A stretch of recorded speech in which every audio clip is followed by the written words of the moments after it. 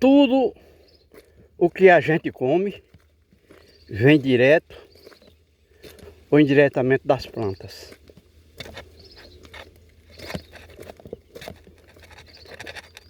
As plantas estão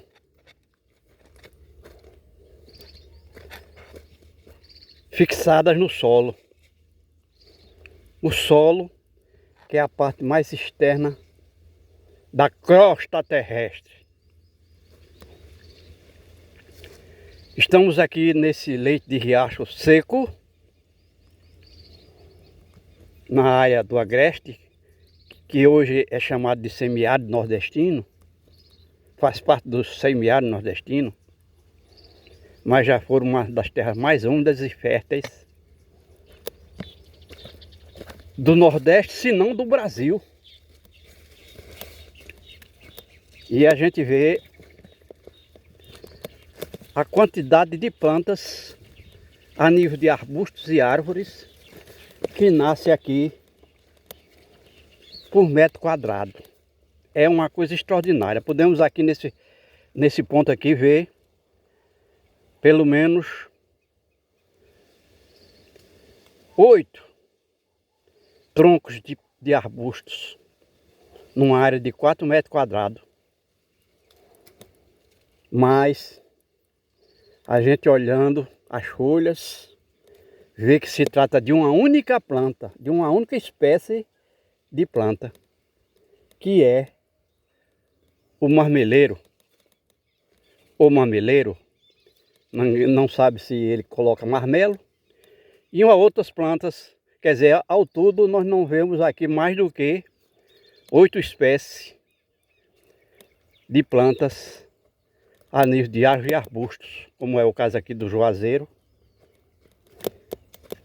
da jurema.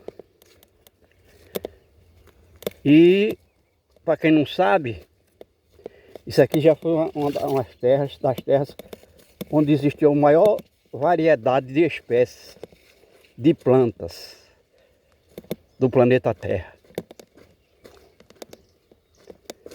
No mínimo 400 espécies de árvores e arbustos, 200 espécies de plantas a nível de gramíneas, relva. A gente vê o juazeiro aqui como se adaptou aqui na beira, na margem desse riacho. O riacho tentando arrancar todo o solo que existe nas suas raízes, e ele consegue se estender as suas raízes por mais de 20 metros de comprimento. Então está um elemento absolutamente adaptado a essa situação. E nós sempre falamos que a planta escolhe o lugar para nascer e viver de acordo com os 4 elementos da natureza e suas variáveis atmosféricas. E aqui está a prova. Imagina esse juazeiro escolheu as margens desse riacho,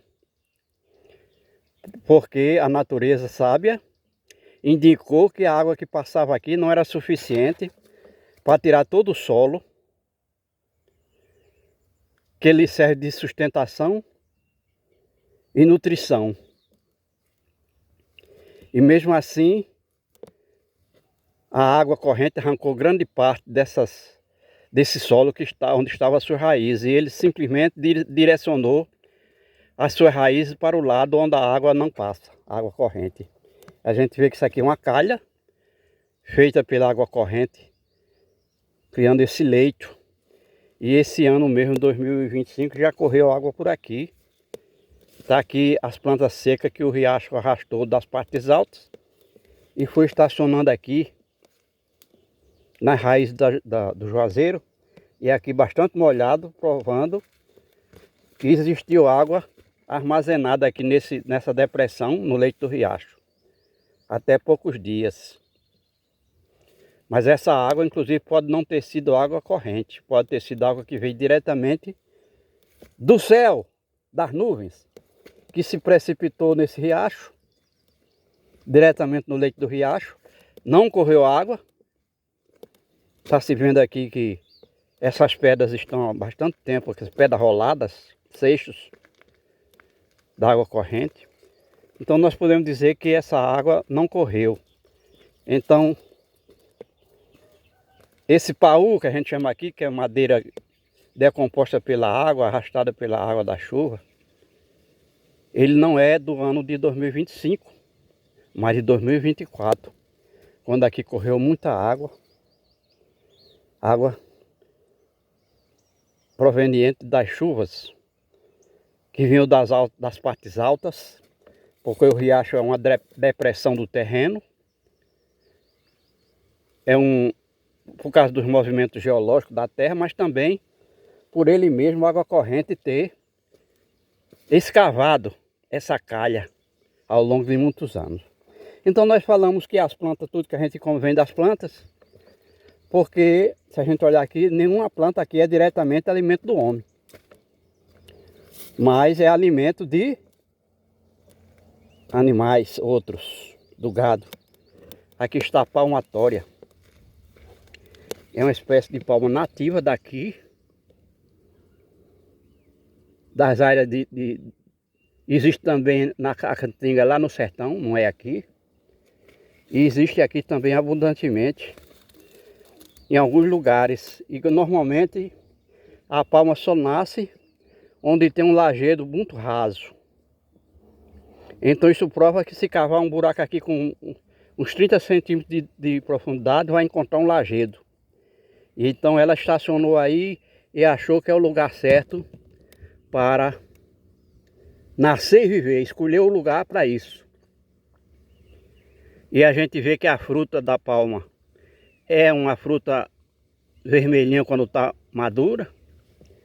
E para quem não sabe, essa fruta já foi feita pesquisa nela, reúne uma quantidade de vitaminas, principalmente vitamina C, que não existe em nenhuma outra planta nativa aqui dessa área. Então a palmatória, o índio colhia a palmatória, ela é cheia de pelo, a palmatória é cheia de pelos. Então ele ia para a areia do riacho, passava essa fruta na areia do riacho para tirar os pelos e comia o seu conteúdo, que realmente é saborosa. A fruta é saborosa, semelhante à goiaba. Um gosto muito saboroso e, como a gente disse, uma das frutas que reúne maior quantidade de vitamina C e outras vitaminas. Conhecida aqui nessa área do Brasil, como se trata de planta nativa. E a gente caminha mais um pouco nessa. Você vê o riacho que a gente viu ali, uma calha de no máximo 4 metros de largura, com uns 2,5 a 3 metros de profundidade. Mas a várzea que ele criou aqui ao longo de milhões de anos, uma área mais ou menos plana, é extraordinária, chegando até a 1 quilômetro de largura de cada lado do riacho. Essas várzeas, que é um terreno preto, um solo muito preto, absolutamente fértil, e durante muitos anos isso aqui foi área de plantio de lavoura de subsistência, ou seja, milho, feijão, mandioca, na época das chuvas, porque a terra realmente era absolutamente fértil. E a gente vê aqui que essa seca está separando como se fosse uma faixa de vegetação de níveis diferentes. Enquanto do lado esquerdo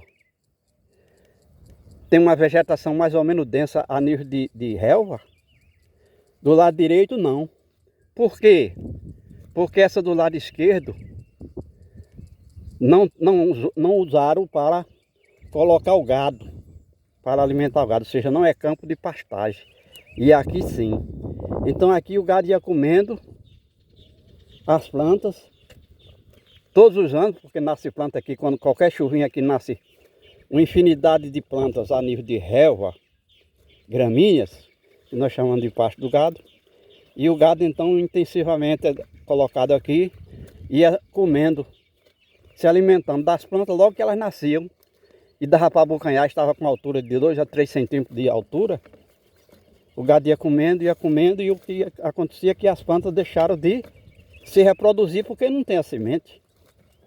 Então nós estamos falando aqui de que isso aqui são terras absolutamente férteis, já foram. Não, nós sabemos que hoje em dia essa terra foi bastante compactada pelo casco dos animais, como se fosse um compressor comprimindo essa terra, ficando ela dura. E as sementes desapareceram porque o gado comia aquelas plantas que são alimentos, que estão agradáveis ao seu paladar, ao seu olfato e ao seu visual. Então o que a gente vê hoje de planta que nasce aqui, nenhuma dessas plantas serve de alimento para o gado.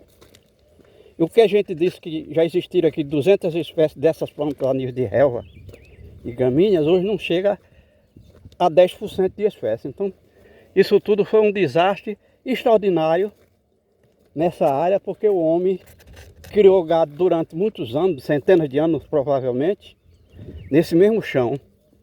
E o que aconteceu é que acabou a semente, compactou o solo, e o solo não é mais favorável para a produção daquela variedade de plantas que existiram aqui. Nós estamos aqui no leito de uma estrada, aqui é o aterro, onde passou uma estrada de rodagem aí há 60 ou 70 anos atrás. E aqui a gente vê a depressão do terreno, onde as máquinas, não sei se máquinas naquela época não era, as estradas eram feitas cavando o chão para fazer os aterros, ou os cortes, como a gente chama, no terreno, para tentar nivelar a estrada, tirar os altos. Então fazia-se cortes e aterros com trabalho manual, braçal, o homem usando ferramentas como picareta, chibanca, enxada. Mas aqui nós estamos caminhando numa área que foi tirada esse barro, essa terra, para fazer os aterros das estradas. E a gente vê que é um leito que é abaixo do subsolo, porque em cima está o solo e embaixo está o subsolo. Então aqui existiu sim uma rodovia. Nós estamos subindo aqui no aterro e vamos chegar a uma cruz de alguém, Rafael Fairo Gomes de Andrade, que nasceu em 28 de 11 de 1994 e faleceu em 18 de 1 de 2025. Portanto, recentemente alguém faleceu aqui. E nós não sabemos as causas. E caminhamos aqui no leito dessa estrada, que já foi uma estrada de rodagem, e hoje está servindo de parede para um açude ou um barreiro, como queira. Então as estradas construiu esses aterros e normalmente a uma determinada posição dessa parede construía-se um bueiro, por onde a água excedente armazenada seria drenada, vazava, para evitar de torar a parede de terra. Então o homem aproveitou para fazer esse açude da terra que foi tirada aí, criou a depressão, e a água que caía diretamente da nuvem, que a gente vê que não é um riacho, caía diretamente da nuvem e ia se acumulando aí. A gente vê a quantidade desse líquido de coleitosa, porque é da cor do terreno. E esse terreno é de uma porosidade infinita.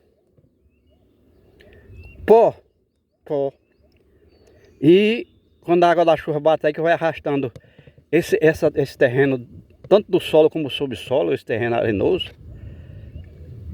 Não arenoso, mas de uma coleitosa e um solo que não é muito consistente, que facilmente há erosão.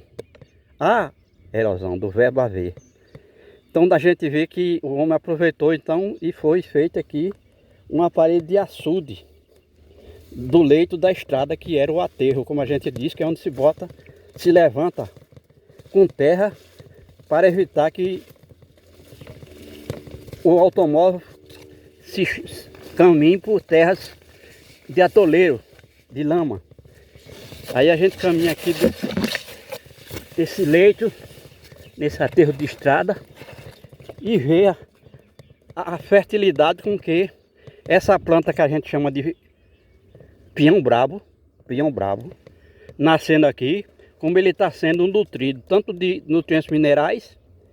Esse terreno foi removido lá de baixo da depressão, aqui para cima, para poder fazer o aterro, levantar essa parede de terra, para poder os carros caminhar por aqui, no lugar onde normalmente quando chovia seria lama. E ao mesmo tempo está recebendo água, tirando água com suas raízes lá da represa, que está aqui embaixo, como a gente está vendo aí, uma represa. Então isso tudo é bom explicar, porque, como a gente disse, há 70 anos ou mais daqui existiu uma estrada de rodagem que mudou o leito para outro lugar, aqui nas imediações. Hoje é uma rodovia asfaltada, mas aqui era rodovia de terra. Hoje é uma BR, ou seja, pertence ao governo federal, BR Brasil, mas aqui certamente na época era estadual ou municipal, quer dizer, fazia-se esses aterros nessas várzeas para poder o carro poder se locomover na época da chuva, quando isso aí virava um lamaçal horrível. Esse aterro então é feito de material das várzeas que foram trazidos para cá. Na época, como a gente disse, era tudo braçal, feito com picareta, chibanca, enxada, pá. E o homem carregava a terra aqui para cima do aterro em carro de mão. Em carro de mão, que às vezes era de ferro ou não, rimou. Às vezes era só madeira, até a roda era de madeira, com a lâmina de borracha de pneu, para evitar que o carro, que a roda atolasse no terreno. Mas isso é bom explicar porque a gente sabe que nós estamos em outra época. Hoje tudo é mecanizado.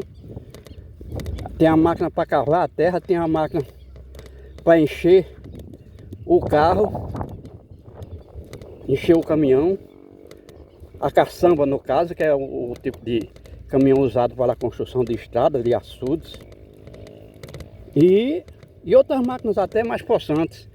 Mas a gente vê aqui a erosão, a partir do momento que foi cavado a depressão no terreno, passou a absorver, receber a água corrente que vem dos altos. E aqui a água fez seu trabalho. E a gente vê a cor, essa parte esbranquiçada é calcário, é cálcio, carbonato de cálcio. A gente vê como tem aqui essa mina já abaixo do solo. Então existe o solo, que é a parte mais superficial, o subsolo mais abaixo e a rocha matriz. Isso é na crosta terrestre. Então o solo aqui era bastante espesso, vamos dizer com uma espessura de até 1 metro. E à medida que o homem foi trabalhando aqui na agricultura, passando a sua capinadeira, o arado da capinadeira, que era o arado daquele tempo, ele ia arrastando o solo para essa depressão do terreno. E quando veio a água da chuva, então, arrancou tudo. E foi levado para a baixada, de onde o homem tirou essa terra para a construção da parede de açudes, ou da rodagem, ou aterro para a rodagem. E o fato que nós estamos caminhando aqui, e nessa pequena exposição nós mostramos a ação do homem aqui. A gente não vai falar que isso aqui foi danoso, porque pelo fato de armazenar água aqui, não só beneficiou a probabilidade de se criar gado, como também beneficiou os animais da fauna que existiu aqui. E a gente vê aqui o terreno de onde foi tirado terra para a construção de uma parede de um aterro de uma estrada e hoje a parede de um açude. Incrivelmente, a gente vê a erosão que aconteceu aqui, extraordinária, provando que a água tem força. Em vários fatores. Uma delas é quando a água é corrente. No caso da água da chuva, que vinha por depressão, ao se chocar nesse terreno, vinha por depressão para esse barreiro, para o porão do açude, como se diz aqui, que é a parte escavada para juntar água. E aqui essa água provavelmente é da chuva de 2024 e nós já estamos em 2025, quer dizer que esse terreno é tão impermeável que conseguiu manter ainda essa poça de água aqui nesse açude a partir das chuvas que vieram em 2024. Em 2025 já choveu, mas como a gente sabe, são chuvas abaixo de 20 milímetros. Várias chuvas aconteceram de janeiro até agora, de baixa precipitação, e a água da chuva que se precipita nesse chão duro arrasta totalmente para cá. Vem para cá, mas a água que bate no lugar onde tem plantas, lá na área mais plana, elas não escorrem, não tem água corrente e portanto o açude não toma água. Aqui não é propriamente um riacho, mas simplesmente uma depressão no terreno, uma depressão natural, e que o homem aproveitou, tirou a terra para a construção de aterros de estrada ou parede de açudes, e ficou esse buraco aqui no chão, onde junta água, e é benéfico para todos, porque nós sabemos que aqui pode passar até 240 dias sem água, sem chuva. E armazenar água seria uma forma de criar probabilidade de que essa água evapore e vá formar nuvens, ou pelo menos melhorar a umidade do ar, que aqui durante a seca é muito baixa, e então seria um benefício.